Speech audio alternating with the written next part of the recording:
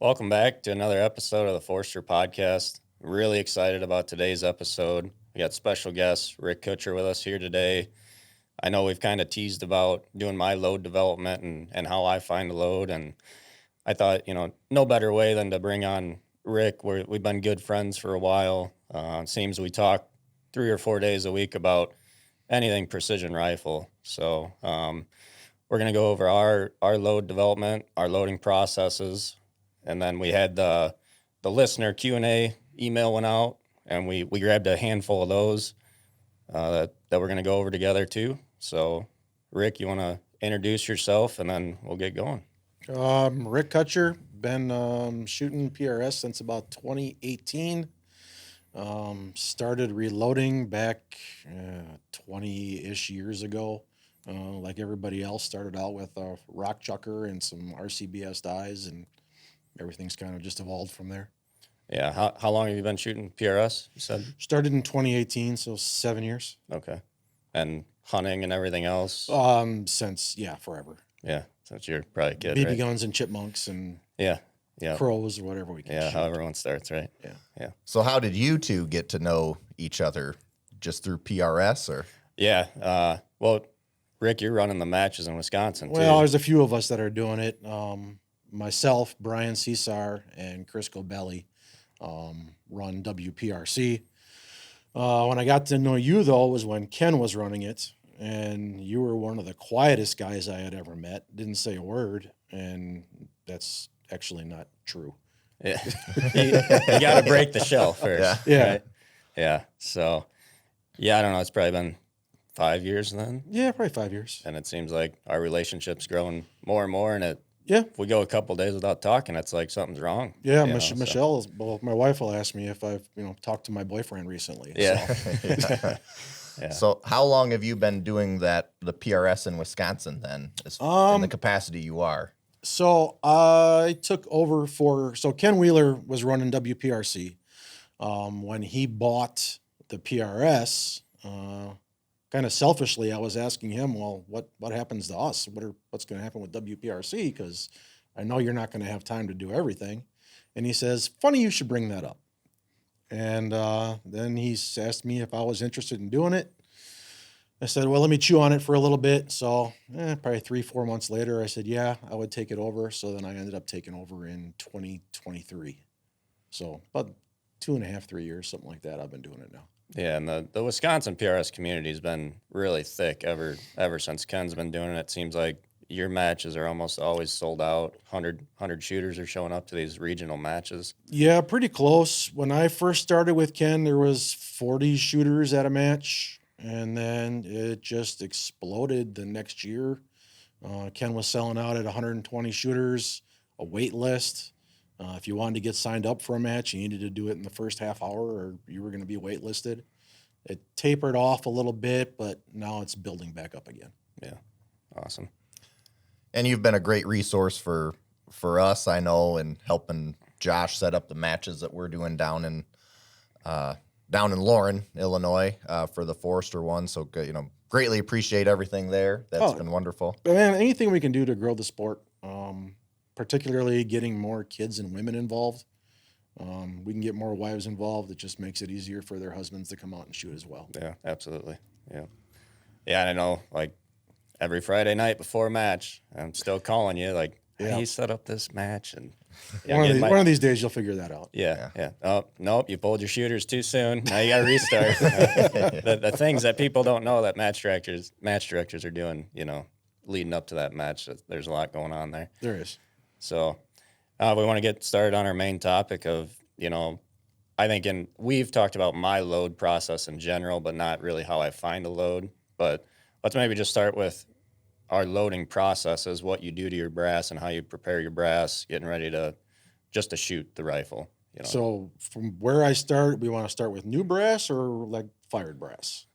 Well, do both. Okay. I mean, if you get brand new brass, yeah. Brand new brass out of the box. I size it. I chamfer, deburr, run an arbor through it, and then load it up. What are you using for size and die, bushing or full length sizing? Bushing.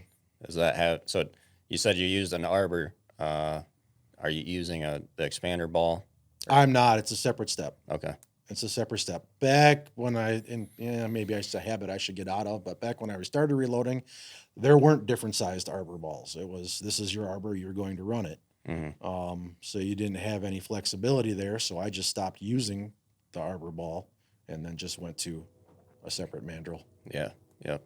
So that's one thing I've gone back and forth on, but more recently been just using the expander ball that comes in the die just to save a step with how much the volume of shooting we're doing. Yep. It's another pull of the handle and another time to handle the brass. And I'm with you. And you're feeding 4 rifles at home. I'm feeding 4 rifles. Yeah. So yeah, unbelievable. Okay, so going forward from there. If brass has been fired, first thing I'm going to do is decap it, and as Scott would say, I'm going to have the shiniest brass at the range. I tumble with stainless pins. Really? I do. Okay. I do, and that's been a point of argument between us two before. Yep. But I tumble with stainless pins. Come out of the tumbler, go right into a dehydrator. I leave them in there for about 24 hours. Then they get sprayed down with a case lube, sized, chamfered, deburred, run a mandrel through them, ram some primers in them, drop some powder, seat a bullet. That size, is that the same die, like same die setup that you're running over the new? Yep.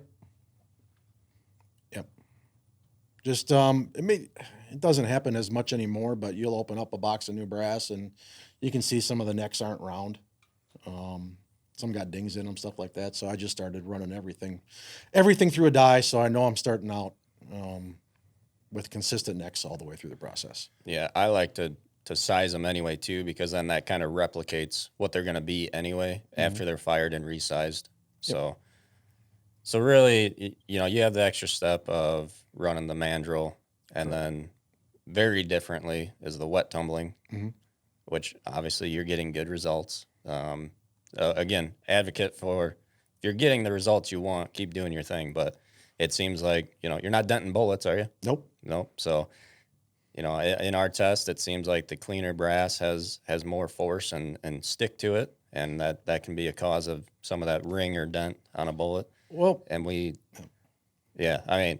that's one thing I've tested, but if you're not getting that, one of the reasons I don't like to dry tumble, and I've heard the argument, and I've seen some studies people have done on leaving some carbon in the neck, just to help, for lack of better terms, lubricate the bullet going into the case.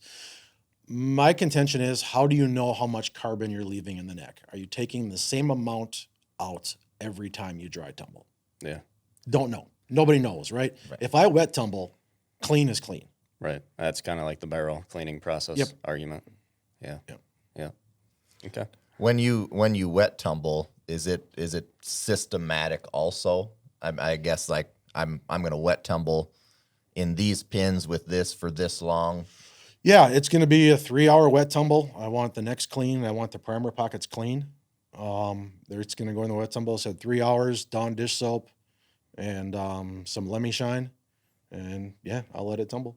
I've just heard of like that, that on some of that with the stainless steel pins, and this is all prefacing, I've heard of it. It's nothing I've really tested or looked, but if I run that for a really long time, the potential of it rolling the end of the neck over or something, so just, again, you don't know if you're doing that probably necessarily, but if you're running it the same amount every time, it's the same each time. It is absolutely pinning over the case mouth. Yeah. But he's also doing his sizing and mandreling after. Sure. So that brings up a good point, though. You need to lube the case to size it. Correct. I would typically, if dry tumbling, I'll tumble before I anneal, and then tumble after sizing to get that lube off. How are you getting the lube off? This is kind of a backwoods process, but I won't take the lube off until that case is fully loaded. And I will actually take a cookie sheet, put a couple layers of paper towel on it, put some isopropyl alcohol on it, and take 15 cases at a time, or 15 rounds, and roll them back and forth on that alcohol. Cleans all the lube off of them. Takes 5 minutes to do 200 rounds. And stick them in an ammo box, and they're good to go. Yeah. So really, really kind of a different process It altogether. is. It is, but it works. And yeah. I mean, I've talked with you about some of the struggles I've had with dry tumbling, and it's not for me. Yeah, that's fair. Yeah. That's fair. But man, you're pulling the handle twice as much and I am. wiping your brass. I am. I know. Yeah. Okay. So yeah, just to kind of recap, we kind of got Rick's way of processing brass. Mine is typically after it's been fired, I'll dry tumble, anneal. Did you mention anneal? I don't. I did. No, actually, I didn't mention anneal. Yeah, so after they come out of the dehydrator, then they do go in the annealer, that size. Yep. Okay. Yep. So tumble, anneal, just size with my expander ball that's in there, and I've been going back to more just a full length sizing die. I have some that have been honed at Forster, so it's not working that neck as much, and then trim, chamfer, deburr, tumble again, and then prime, throw powder, seed a bullet. So they're different, but the same. Accomplishing the same goal in the end. Yeah, exactly. Yeah, and I think that's been kind of a proponent we try to say in our podcast too, is that, when we're putting something out, it's just an idea. There's, if Rick would have called and Josh and said, hey, I'm denting the bullets, Josh is going to point at those few things in your process as potential things to cause that. But I mean, it's all to say too, there's a lot of good shooters and that have a lot of different working processes at the matches anyway. Go talk to them. Go and try to find what works well for you and in what that is. Yeah, exactly. Yeah, I mean, it's a great point of like, if it's working for you, great. But like you said, if someone called me saying they're wet tumbling, that is one thing I've seen in our test. Now, Right. if I tested his ammo, it may not show that. Right. But obviously he's not having a problem, so good to go there. All right, so tuning a load in and doing load development. What are you looking for? Where are you starting? So here's another place where you and I differ, and I think it's because of availability. You can test loads basically out your back door. I've got a 45 to 50-minute drive to be able to do that. So if I'm going to test loads for a new barrel, I've got an idea of what range. I almost feel like those are two different conversations, and we'll get back into that. But Okay. Like us, we're using the same reamer, the same cartridge, same bullets, same powder. So it's a lot of copy and paste from the last one and minor tweaks. Okay. Maybe we'll continue with what you were saying, but then start back over with if we have a new cartridge we've never loaded for, and we were going to try and find a load for it, then if our approach is different or not. Because I kind of have a different approach on. I don't. My approach is the same. It'll just be on a grander scale if it's a new cartridge. Okay. But my approach is I'm going to have an idea of, what my max and what my min is. And I will load up 3 rounds of an individual charge in 2/10 increments over that whole span. I'll shoot all of those rounds. So maybe I've got 45 rounds that I'm going to shoot when I go out to the range. And what I'm going to look for is I want to see 2 or 3 consecutive charge weights that do not have a deviation in the point of impact. I don't really worry about SD. I don't worry about velocity. I just want to see no deviations in the point of impact. And then I'll come back to, if I had 3 of them, I'll pick the middle one of those 3 and then start tweaking from there to tighten up the group if needs to be tightened up and clean up those SDs if they need to be cleaned up. Okay. So, that's, are we picking a bullet from the get-go? Is there a bullet and then is there a powder? Typically, I have a bullet in mind and I'll have 2 powders in mind. Okay. So at what point do you deviate and where do you kind of start with that bullet as far as seating depth and things like that? I'll start everything at 20 thousandths off the lands. Okay. And 90% of the time, I have not had to deviate from that. Whether I'm running A-tips or burgers, I haven't had to deviate from that 20 thousandths. You played with changing neck tension at all in that No, process? I'd never change neck tension. Yeah. What are you running? 2.5 to 3,000s, depending upon what the spring back is. Yeah. Yeah. That's about where I'm at, 2.5. Yep. So you're primarily basically tuning that load with just powder charge. Correct. And say you don't find a really accurate load or a stable spot where that point of impact stays consistent over a few tenths. What's your next move? Different powder. Yeah. Okay. That's kind of what I've been seeing is like powder seems to play the most critical portion of any of this. One, if I'm not getting the groups I'm looking for, try a different powder. That's my first thing. That seems to do the most effect on a barrel or a load.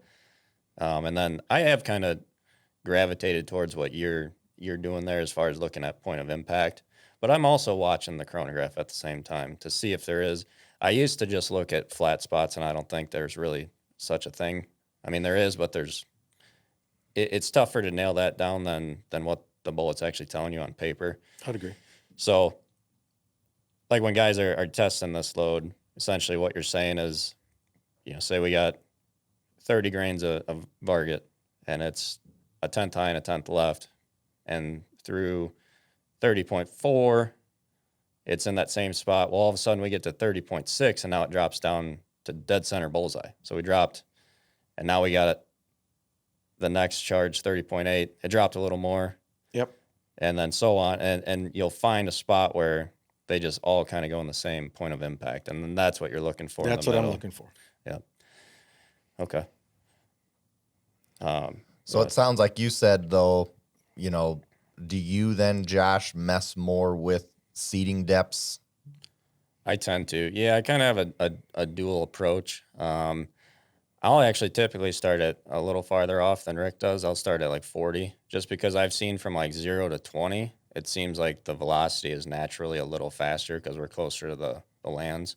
So if I start at 40, and during my load development, if I go in or out 20 from there, so I could end up at 20 or end up at 60, it doesn't seem to affect the speed as much, but it seems like 20 and in, it spikes speed a little bit, in my experience. So I will start at probably closer to 40 and then do my charge weight test like he is, looking at numbers and groups and then changing powder if needed. And you, Rick, said you will go back and clean up SDs and stuff, but that it sounds like that the chronograph stuff you're not watching as closely in that very initial. I'm not. If a load doesn't shoot, I don't want to waste time. Right. I mean, like I said, it's 45 minutes for me one way to the range.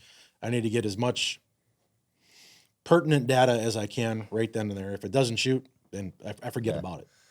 That I think is a great point of why maybe someone's to get deeper into why someone's process is different. If Josh can just slip in the house and seat it another 20 thousandths deeper and do these 10 things that are right there, without having to load up 200 rounds of ammo to get all those different variations before you go, then that, his process might not make as much sense in your situation. Yeah. So, yeah, I think the biggest thing is starting with good components, because if you have good components, your powder charge spot on, everything else is jiving. Like, you're probably going to find pretty good numbers if you have a good powder and everything else. Yeah, I think so. I mean, even a bad load, you're going to have SDs of 10, which isn't terrible. Yeah, that's a bold statement. It's not terrible. No, I'm just saying that. Yeah, I don't know if the average guy, if they see 10, they're happy. And that's kind of our lower end load. I think it's kind of cartridge dependent too. Could be. Or just powder, like I said. I had something else with, if we're doing another test I like to do, if I just don't even know what powder I want to run, I'll pick like 3 powders that are within the charge range or the burn rate that should work for this cartridge. And it's not enough of a sample.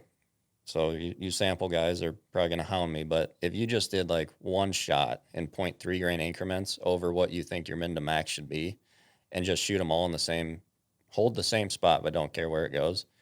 Well, at the end of those 10 shots, say it's 3 grains worth of powder, 0.3 increments. if they're all knotted up down there, that powder's going to work really well for you. But if you got bullets going everywhere, you already know, okay, I'm not going to even mess with that powder. Kind of a modified OCW you're doing. Yeah. I mean, it's almost in the same sense of it's just a much broader point of impact test that you were talking about there. Because it's like, wow, if it stays stable through, 2 grains or whatever, and it all knotted up down there and sub 1 inch, 10 shots or 15 shots rather, Should be able to find something that works. you're going to find something in the middle for sure. And then go into that smaller, okay, I was also reporting chronograph numbers, so I know if it's ran from 2,700 to 2,900 and I want to run in that 2,800 area, I know where to go back to look to now do my smaller 0.2 increment test and do actual group test and do the point of impact, do the SD thing, and then hone it in. And now we're going to 10 shot samples and things like that to really get a good number.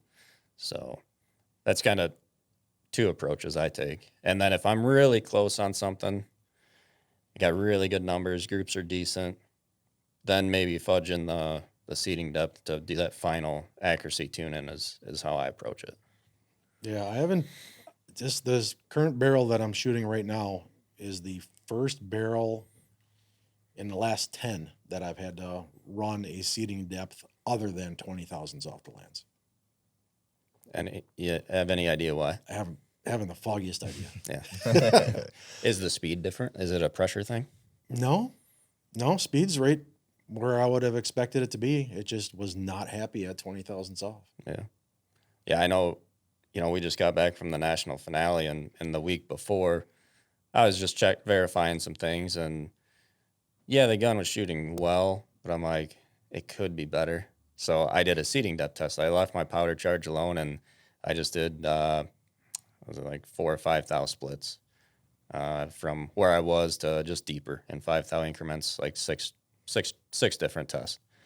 And sure enough, like the deepest one shot the smallest, and I went and re-verified it 2 or 3 times because I don't like to change a load unless I verify it, at least 3 times. It can't just do it once. So that's another problem. Like for you, okay, you found a really good load. Well, now you got to drive 40 minutes home to reload that. Then the next weekend you go out to verify it. Well, man, you better hope it stayed there, right? Or that's where that point of impact is really beneficial, because I feel like over time you'll see more consistent good groups if you load in the middle of that point of impact node, if you want to call it that. So yeah, anyway, I changed my seating depth right before the national finale, and it definitely wasn't the gun's fault this weekend. It shot awesome. Drew Walters, he put on a really tough match, and we had some tough conditions Saturday, but that's it.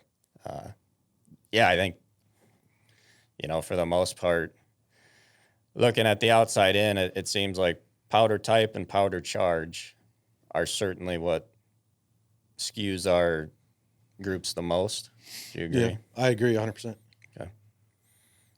Now, would you ever have you ever seen it where you've tried 2 different powders, all these different charge weights, a few different seating depths, and then you're like, you know what, I'm just going to try a different bullet, and then it shoot? I had that in a 6.5 Psalm years ago.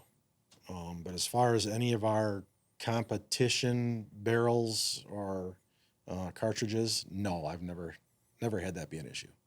Yeah. I used to change, I used to be opposite. I used to immediately blame the bullet and switch bullets. Now I'm more towards the powder, but still, if I've tried 2 or 3, I'm going to I got a second bullet in my mind that will work. So I have done that before. What about primers? Primers, used to run BR4s, thought that was the answer to everything. Couldn't find them, got some 450s, shot just as well. Yeah. There's been a few occasions where it seems like I have a certain primer and I just always have that one flyer. Now, granted, it certainly could be me, but I go and, for whatever reason, change the primer and my flyer disappeared. So I think there is something with that, ignition timing, maybe chamber pressure, something, but really it didn't even change my speed that much, going from, in this instance, it was a standard small rifle primer to a Magnum primer. Speeds really were within 10 feet a second. So here's a question. Have you measured the actual primer depth when you changed I haven't. primers? I didn't. Because I've found that to help eliminate that random flyer.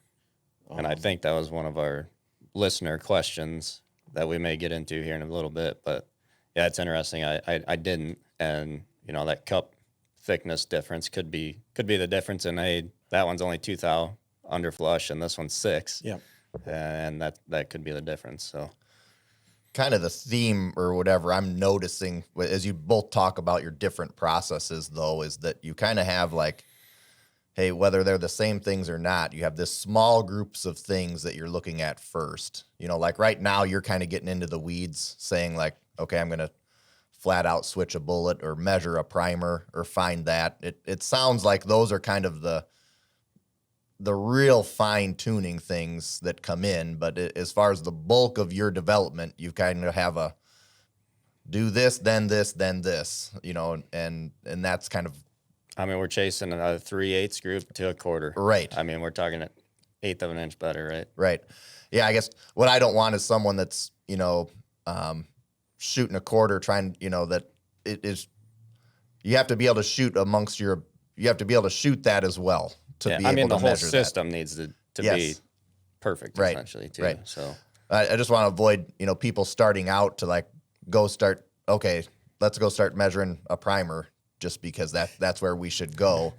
Don't do that, No, don't do that. Hone in on those first 3 things you guys said. And then definitely, I mean, we want to get into the weeds for people too that are trying to chase that as well. But well, and if like you could go through 20 pounds of powder and 2,000 bullets and never find a load if the system is not capable of shooting what you think it should. Like, Right. I mean, you're like, oh my gosh, I'm 3/4 inch gun and nothing is making it smaller. Well, it might be something in the system. right. There's Right. a lot to look at. So Yeah, that's, I think, like when we did the one, you taught the one PRS class, and we had the couple guys that are newer and things that, they weren't seeing the speeds that they had when they were at home, and probably because they didn't clean the rifle between then and then. I mean, you guys, I think, are probably leaving out a lot of key things that shouldn't have to be raked over, but like you said, your system has to be able to do it first before you can actually dive into the tuning of it. yeah, yep. Yeah, I mean, gosh, we could spend hours on prep before match, how to clean the barrel, fouling it in, all that stuff. I mean, Right. just real quick, what's like the longest you'll go without cleaning? Or what is your cleaning regimen? Well, that has evolved too. I used to go 500 rounds without cleaning. And over the last couple of years, down to about 250 now, and then I'll clean. So a 2-day match. Yeah. I'll clean before, clean after. Yeah. But I used to go 500 just because I hate cleaning. Yeah. Okay. And I think that's powder dependent too, but a lot of the good, cleaner burning powders, your Vargets, your 4350, stuff like that, those seem to be able to go longer. But I pretty much before any match, I'm going to clean. I may go shoot a 1-day match, and with a little bit of practice before that match, I'm 150 rounds in. Well, I'm going to clean that before I go to another match. So I'll never like double up, and especially, after a 2-day, 250 rounds, certainly cleaning it. So I'm between 150 and 250, depending on how my schedule lines up. Now, are you stripping it down to a bare barrel each time, or after that 150 rounds, are you just kind of knocking the chunks out? That's evolved too. And that's more been this year. I used to strip it all the way down. I felt like I lost so much powder or velocity. I'd have to shoot 50, 60, 70 rounds to get it fouled back in before it got back to the speed I was running. So now it's like every 500-600 rounds, I'll strip it completely and then make sure I put 50 to 100 rounds on it before I know it's stable again.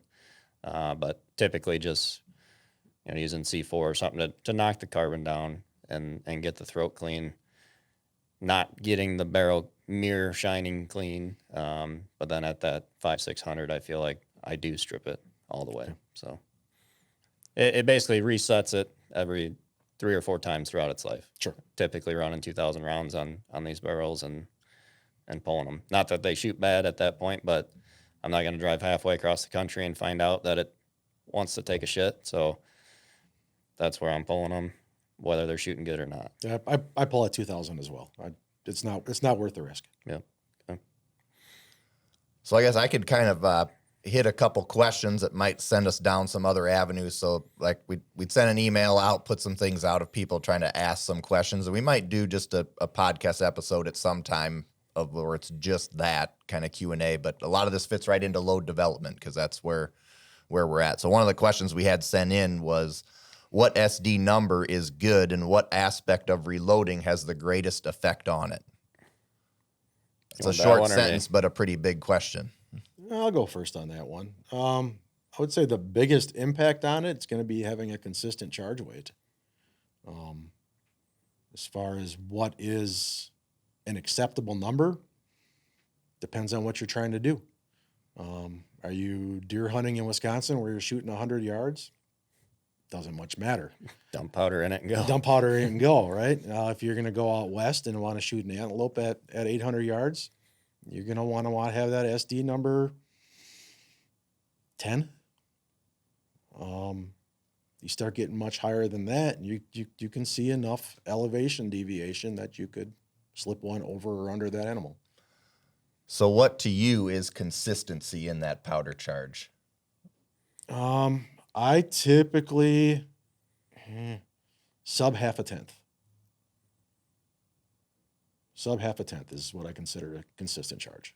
Is that same for you, Josh, or? Yeah, that's you have the A&D 120i. So those will measure down to 0.02 of a grain. So plus or minus 0.04 probably. Is that what you're thinking?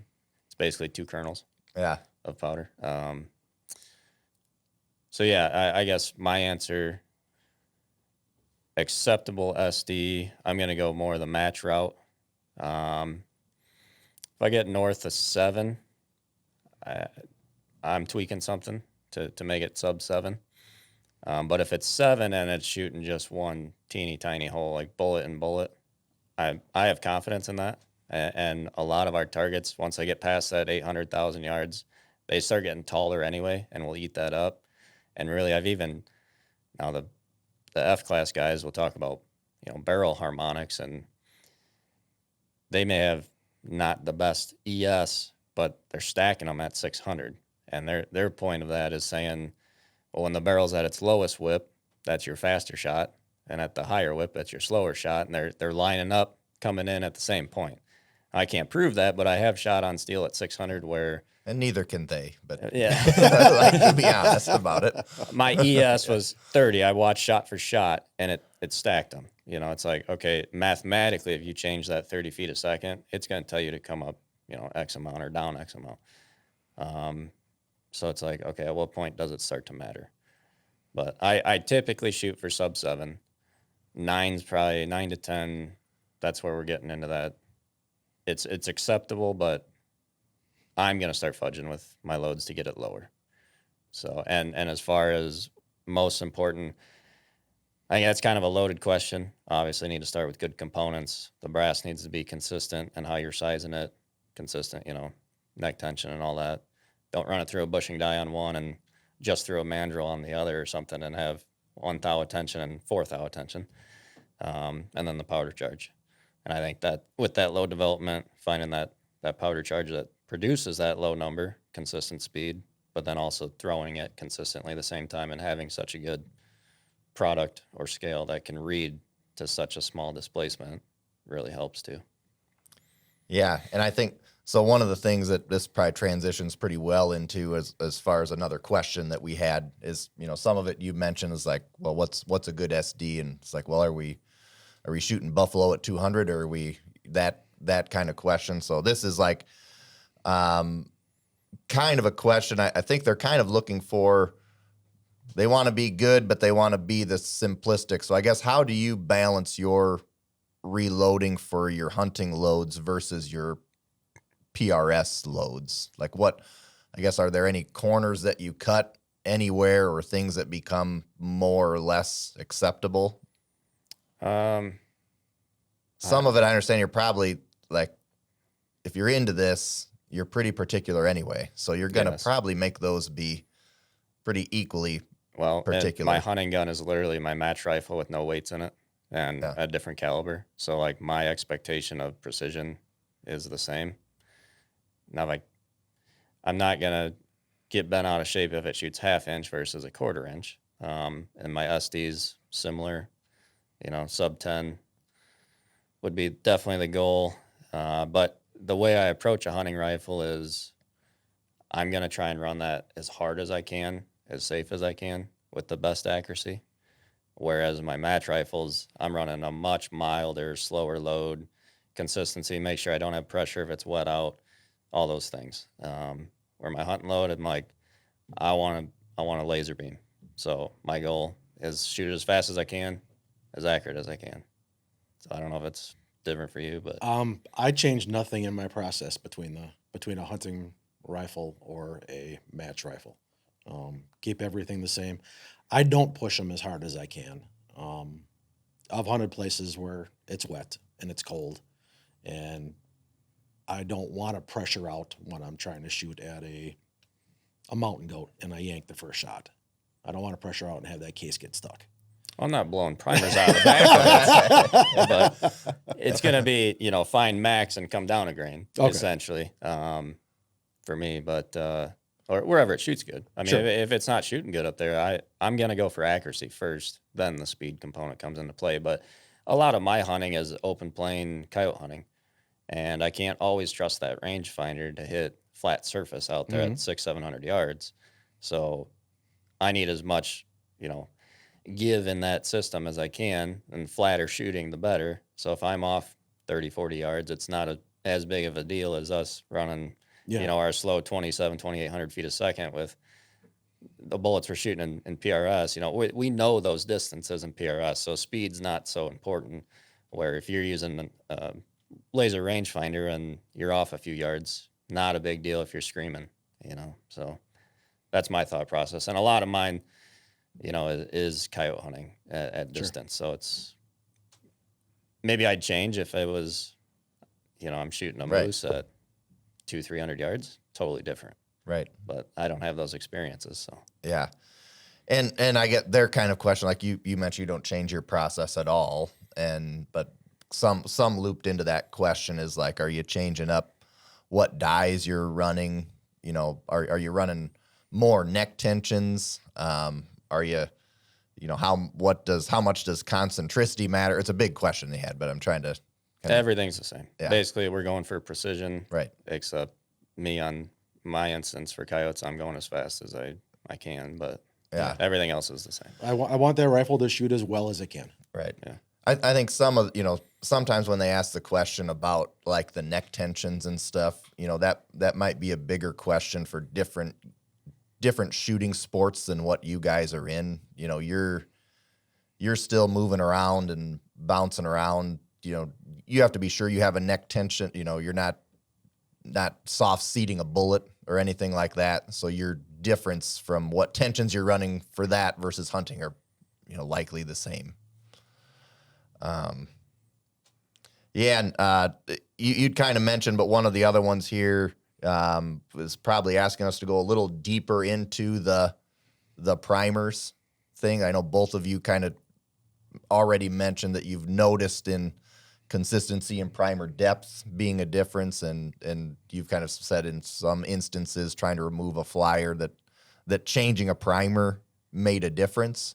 So I guess in general, maybe Rick, you want to go a little more in depth of what you saw or see in that difference of primer depth, or how you're controlling that.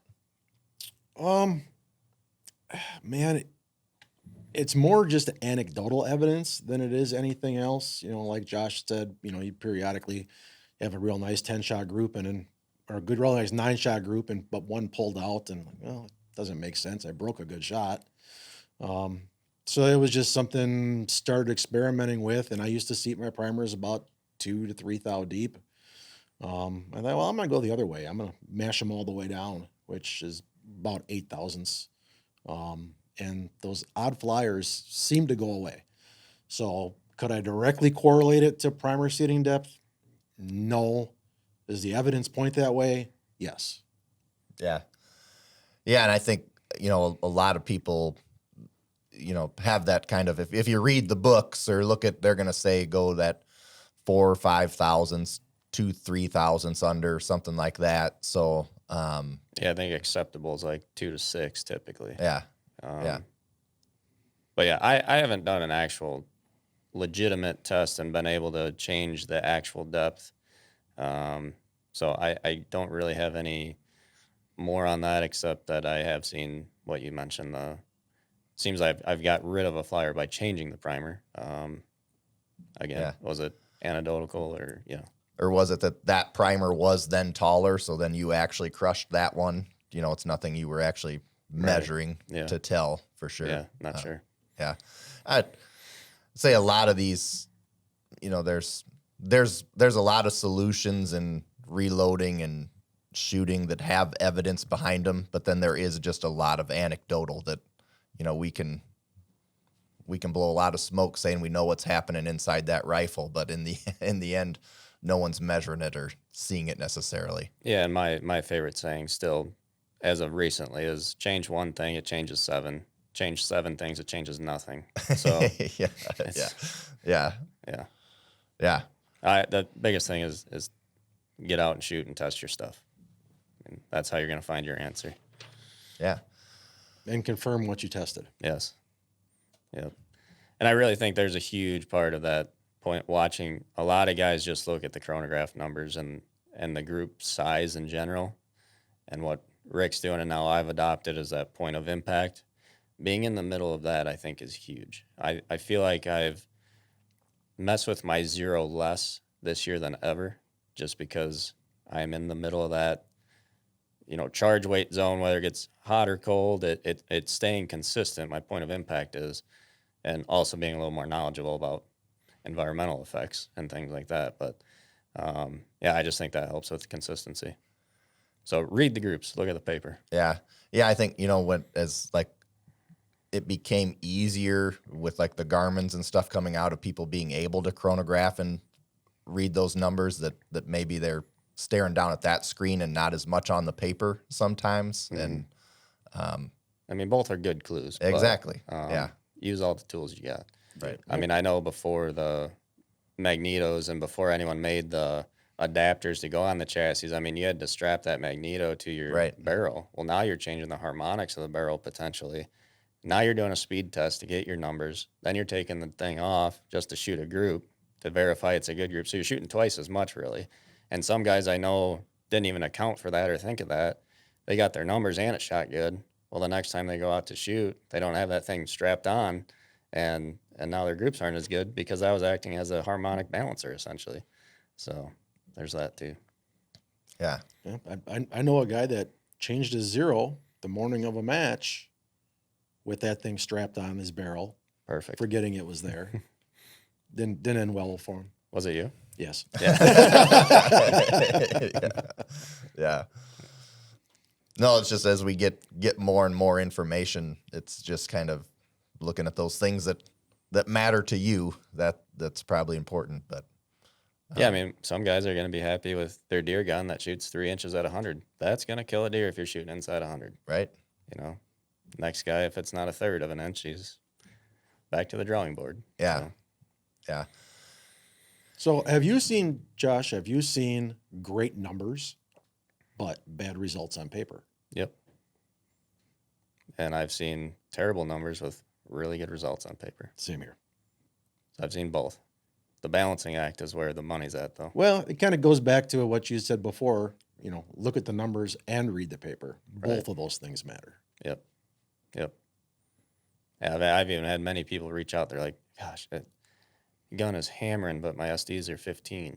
Then he's like, I speed it up, and my SDs are 5, but the groups open up. I'm like, well, there's a balance somewhere. You got to tune something. Yeah. Could be seating depth, could be the powder itself, So maybe your primer. Maybe. But that's probably the last thing I'd look at. Yeah, same here. As long as it's, everything else is consistent. So. Do you guys each run, or I think we've talked about, you've ran both, but so that first die you're running, is it a bushing die Yes. that you're running? Mhm. Do you have a reason that you go to the bushing die versus a standard die? When I started using bushing dies, it was difficult to get a standard full length die with the neck diameter that you wanted. So I will undersize my necks 2-3 thousandths and then open them back up with the mandrel. So that's why I started using the bushing die. And the other reason I like the bushing die is different brass manufacturers have different thicknesses of necks. So rather than having to buy a whole nother die, Sure. I can just buy a bushing and drop that bushing in. Yeah. Perfect answer. Yeah. So and kind of that's even going back to like when you said the reason you got into mandrels, and we talked about it a lot on our last episode about that is a huge advantage of it is the amount of control you have over it. There's, you can get them in, I think in some instances in half thousandths increments. So you've got that's what mine are. a lot of flexibility there, and same with the bushing dies then. Yep. So yeah, I've kind of, I believe, exhausted most of the questions here. And if by all means, if someone had emailed one, we've got that kind of on backup for that next episode. But anything else, Josh, when we're looking at load development? No, I don't know. I mean, there might be a couple more in here if you want to do these now or next time, or Sure, if you find one that you want to, but I mean, it's one of those. I guess one of the reloading classes we had when we were doing it with Jim Kalber, the Navy SEAL Master Chief at the Site Training Center. Someone asked the question like, when are you done developing your load? I'm curious your guys' answers compared to what he had. Rick. Never. Yeah. Yeah. Never. I'm always reevaluating what I see. Yeah. That's 1,000% what Jim's answer was. Is that you're never done. There's your things are evolving all the time, and so it's one of those things that you get into reloading and doing load development. That's always going to be something that you're doing. You're watering a growing plant. You're not running a race to a finish line. Mm-hmm. There's not really an end to it. I bet 2,000 or 3,000 of my rounds a year are at 100 yards, just testing different things. I mean, I'm testing more than just my own stuff too. Now being, a gunsmith, it's nice to have some data for guys on cartridges and just test everything really. But yeah, like I said, I tweaked my load right before the national finale. Who does that? Yeah. Why not change it? It's working. Yeah. But one here, do you shoot much ARs? No, I dabble occasionally. So reloading for AR versus bolt, what differences are there? Neck tension. Okay. Much more neck tension in AR. So you will run more neck tension for an AR? Yep. Yeah, I don't do a lot of AR stuff, but I'd say it's probably... But otherwise, the reloading process, the load development process is exactly the same. I'm just going to run a lot more neck tension. Okay. I've had some suggest or question whether they should add more shoulder bump in an AR or not. Is that? I haven't seen a need for it. Yeah. Yeah. I wouldn't. Trimming. Gentleman states, my brass never grows, so I don't trim, but why do people trim every time? I don't know that I'm actually trimming either. I am rolling those necks over a little bit with the wet tumble, so I'm chamfering and deburring. I have not changed the setup on I run a Girard trimmer. I haven't changed the setup on it in forever, so I don't think I'm actually trimming. I'm just knocking those burrs off, which I'm creating. That brass that I'm knocking off is coming from somewhere. So maybe they are growing, and I'm just knocking it down in the wet tumble process and then knocking the burr off. I can't say for sure. Yeah, I mean, it's cartridge dependent on some will grow more than others when shot and then resized. But mine, I set it up for a length. I want my brass to be a 3-in-1 cutter. And whether it's trimming or not, it's also chamfering and deburring at the same time. So it's just part of my process. I do it every time. And that's my chamfer deburr process. If it trims it some, I know they're all going to be back to a certain length, regardless whether it's hit them to trim them or not. So yeah, it's just consistency again. Yep. That person's probably just looking for an excuse to eliminate their least favorite part of the process. Is what I think we're fishing for. Yeah. Yep. Unfortunately, if you're looking for consistency, it's probably just not something that a person's going to do. Yeah. Have you ever ream out the case necks inside? No, I've neck turned the outside because I made a mistake and ordered a reamer that required neck turning. And I didn't know anything about any of that at the time. So I had a 6x47 chambered, went to close the bolt on a round, and it just didn't quite feel right. And when I pulled that round back out, there was scuffs all over the OD of the neck. I'm like, okay, we're turning these necks. Yeah. But typically your normal loads now with No. the reamers we're using, no neck turning. No.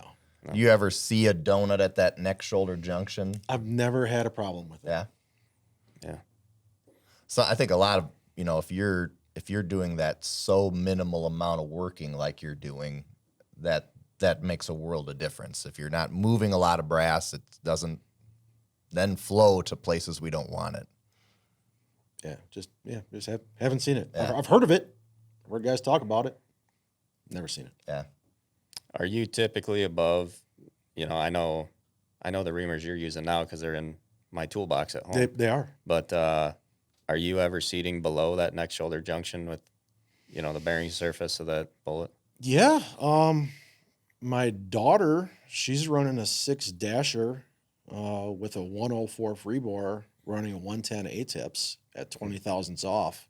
Those are stuffed pretty deep into the case. Yeah, I can imagine. And that is probably the most consistent shooting rifle of the 4. Yeah. Okay. Well, there's your answer. Yeah.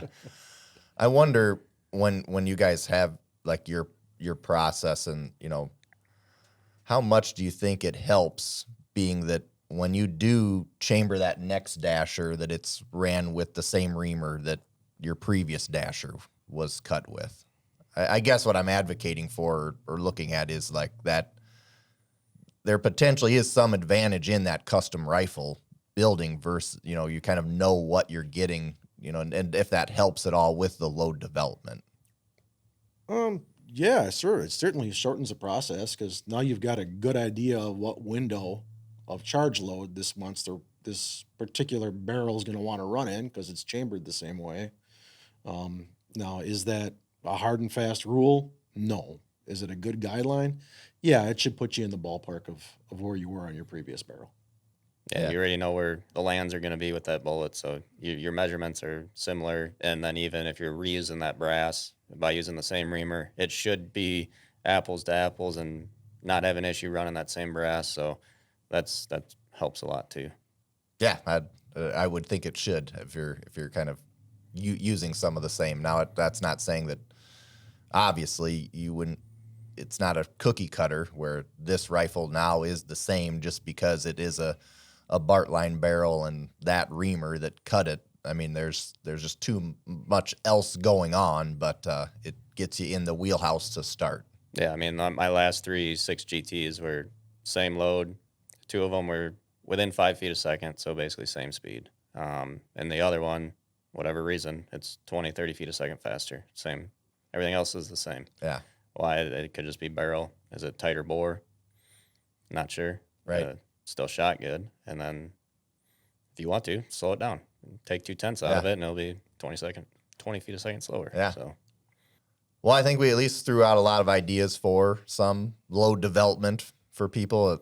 It's great to see two very different processes really that are functioning the same. But I think a lot of the foundation principles you guys use are the same, whether it's you're pulling a green handle or a red one or your stainless steel pins or corn cob media. You can get good results with both, but it's just going to be kind of creating your own process for that. So, Yep. I agree. I mean, we're accomplishing the same goal, and we're looking for the same markers throughout the process too. We're just getting to those markers in a slightly different way. yeah. Well, anything else? That's it for me. Appreciate it, guys. Yeah. Thank you. Thanks for having me. Yep. Appreciate it.